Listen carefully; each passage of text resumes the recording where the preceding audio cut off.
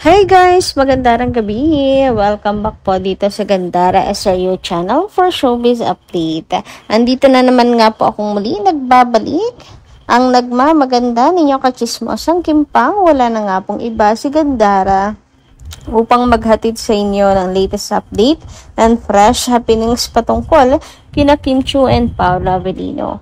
And para nga sa gabing ito, ang tatalakayin natin at pag-uusapan ay mayroon pong kinalaman dito syempre sa relasyon ng Kim Pao. Actually, they are out naman na. At pinagsisigawan ni Kim Chiu si Paolo Avellino. Kaya para sa mga nagbibingi-bingihan at nagbubulag-bulagan, etong vlog na ito ay para po sa inyo.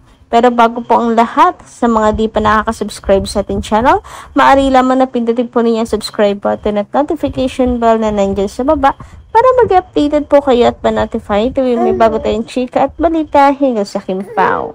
Basta po mga balita na may kinalaman, kina Kim Chiu and Paolo Avellino, sagot na po natin yan. At nais ko rin po munang magpasalamat din sa ating mga kakimpaw na nandyan po na nakasuporta at nakasubaybay parate sa atin pong update sa pamamagitan ng pagbabasa ng kanilang mga comments sa mga nagdaan nating update. So, unang komento nga po ay nagmula dito kay Mama Marlita Aria Rodriguez. Ang sabi niya rito, "Hello Miss Gandara.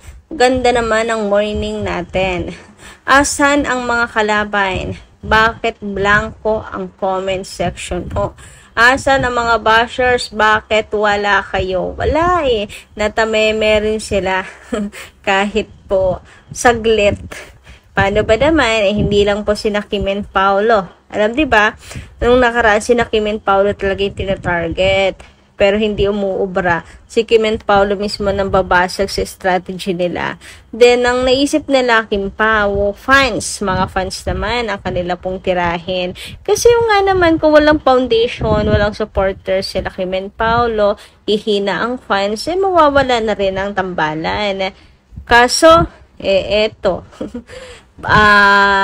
Lugi. Wala pa rin pong, baliwala pa rin ang kanila strategy. Bokya pa rin sila. Nakakuha lang naman po ng award ang Kim Pao fandom bilang iconic fandom, 'di ba? Ay Kim Pao. Kaya ayun, medyo tameme balls po sila. Pero siguro iisip ng bagong strategy paano ulit nila sisirain at makikigulo at pagguguluhin ang Kim Pao. Anyway, ayun nga, sabi pa dito ni Ma'am Marlita, nagkatarata na ba kayo sa mga eyes nyo? Hindi ba ninyo nakikita yung trophy ng Kim Pao? Ang bigat daw. Isa na namang karangalan nila Kim and Paolo. Sadyang nakakainggit ang mga dumadating na blessings sa mga mahal naming gwapa at gwapong Kim Pao. Asan kayo mga bashers? Sabayan nyo kami sa aming saya para sa aming couple. Labas na kayo, wag na kayong mahiya. Okay lamang yan. Talagang ganyan ang buhay. Pag mabait ka talaga, bibigyan ng blessings. Meron ba kayong ganyan? Alam namin, maya-maya lang, maglalabasan na kayo kung saan-saan. Okay lang, masaya naman kayo sa ginagawa niyong panglalait at paninira. Malapit na nga palang ipalabas yung The Alibay. Ano nga ba ang sinasabi niyong title ng teleserye? Nilang bago? Ayan tayo Diyan kayo sumasaya sa mga ganyang panglalait. Sana magbago na kayo. 2026, alisin na ang inggit. Isagad na ninyo ngayon para pagpasok ng 2026, bagong taon na kayo. Kung may pag-asa pa po, Madam Marlita Aurea, na sila po'y magbago. Kaso mukhang wala na no? Mukhang wala na, sakit na talaga nila yan. Anyway, ayun nga, bashers, makinig kayo, malapit na po ipalabas ang The Alibay. Kaya mananakit na naman yung mga batok ninyo. Kasi kahit hindi kayo manood, paniguradong mananakit ang batok nyo. Kasi makikita nyo naman sa social media na trending ang Kim Pao.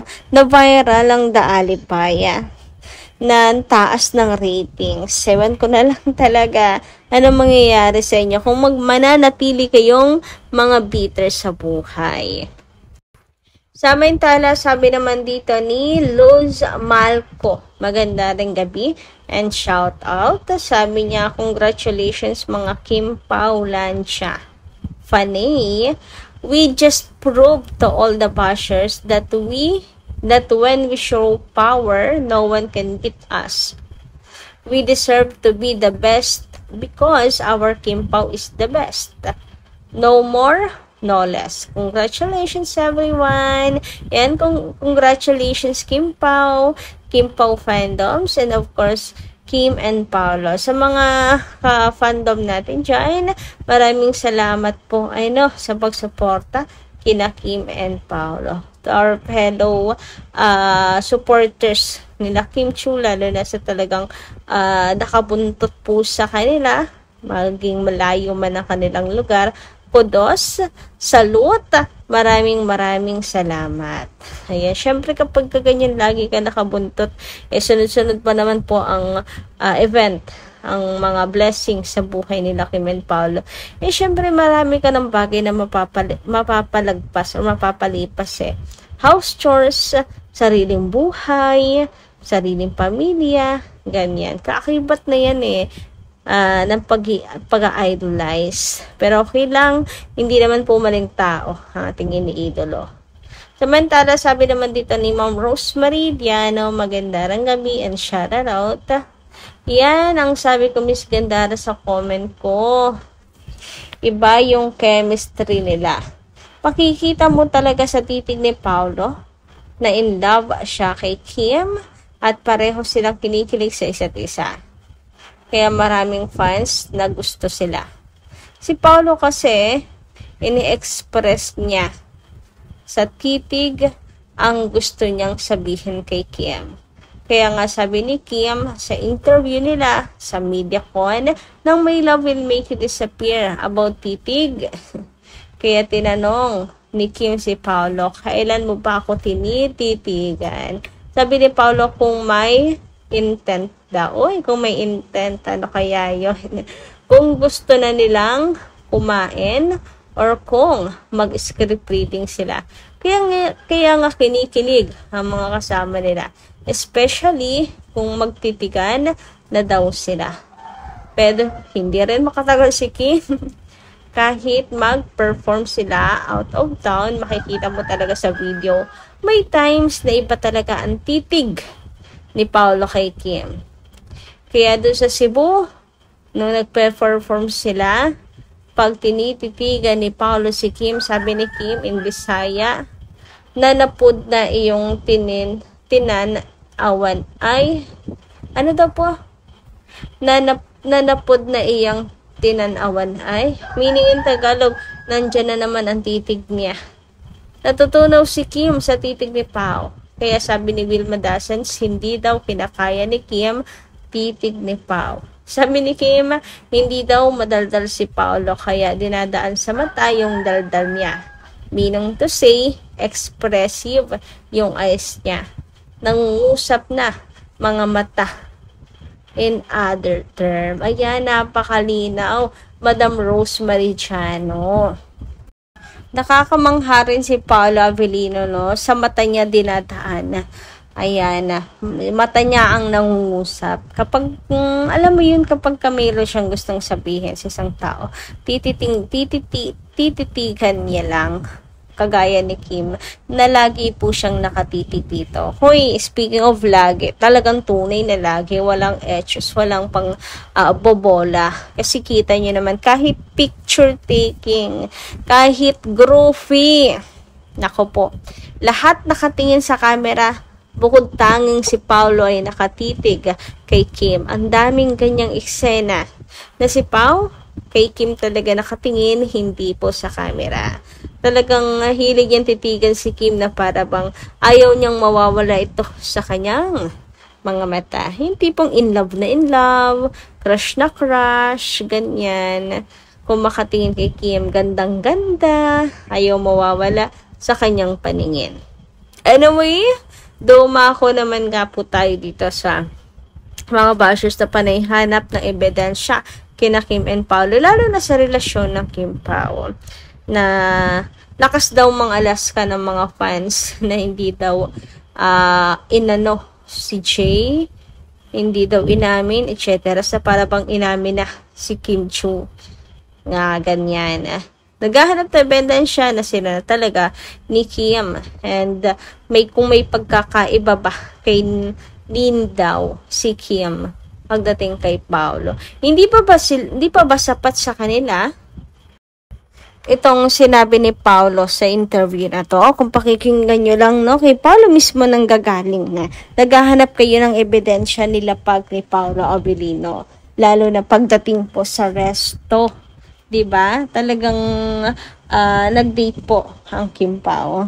And bukod po dyan na si Paolo Abilino na mismo ay nag-amen, dahil si Kim lagi ang kanilang pinupunteriya, target lock ng pangbabatikos. Hindi nyo ba gets itong post ni Kim Chiu na anino nung nakaraan? Uulitin ko. Napanood na to ng mga ating ka-Kim Pao, pero ulitin natin. Una, anino. Sabay sunod po itong picture na to na they are together nung nag-lunch, na parang ni-reveal ni Kim na si Paolo Abilino talaga ang kanyang kasama, then sinundan pa ng stolen video na to and screenshot na rin at the same time. So ayan po, hindi nyo ba na-gets yung pattern?